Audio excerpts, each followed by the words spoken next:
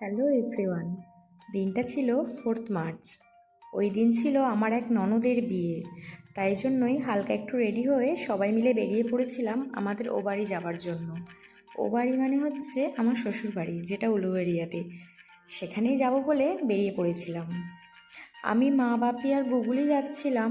ওর একটু কিছু কাজ ছিল, তাই জন্য ও বললো পরে বেরোবে। তো আমরা বেরিয়েছিলাম দুপুরবেলায়, যার কারণে রাস্তাঘাট পুরো ফাঁকা ছিল। অনেকক্ষণটা ওয়েট করার পরে একটা অটো পেলাম, যেটা আমাদের খেয়াঘাট পর্যন্ত পৌঁছে দিল।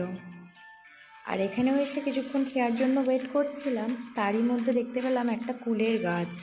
আর দেখুন কি বড় বড় কুল হয়েছে এখানে, দেখতে ভীষণ ভালো লাগছিল। আর এখানে তো অনেক বাচ্চারাই এসেছিল কুল পাড়ার জন্যে। আর এদেরকে দেখে মাও নিজেকে আর আটকে রাখতে পারলো না, বলছে আমিও কি উঠে পারবো নাকি, বলে তো দেখুন বসার জায়গায় উঠেই পড়েছে। আর তারপরেই আমরা নদীটা ক্রস করে নিয়ে উঠে পড়লাম টোটোতে। আর দেখতে দেখতে কিছুক্ষণের মধ্যেই পৌঁছে গেলাম আমাদের পুরাতন জায়গায়। এখানে এলে আলাদাই একটা ভালো লাগা কাজ করে আমার মধ্যে। আর এই হলো বিয়েবাড়ির গেট। কতদিন পর যে এই পুকুর গাছ সব আবার দেখছি, কি যে ভালো লাগছে। আর এই যে এটা হলো আমাদের বড় উঠোন আর আমাদের বাড়ি। আমরা অনেক দিন পর আজকে সবাই মিলে এখানে এলাম, খুব ভালো লাগছিল। আমাদের পুরাতন বাড়ির ভিডিও পরে কোনো এক সময় আপনাদের সাথে শেয়ার করব। কিছুক্ষণ রেস্ট নেওয়ার পরেই তারপরে আবার রেডি হয়ে নিচ্ছিলাম বিয়ে বাড়িতে যাওয়ার জন্য।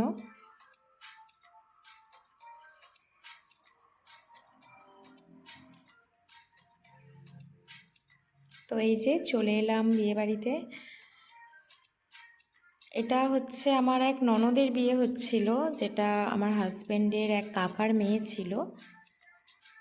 তো এখানে এসে আগে একটু ব্রাইডকে দেখে নিলাম, আর তারপরেই চলে গেছিলাম একটু গ্রুমকে দেখতে।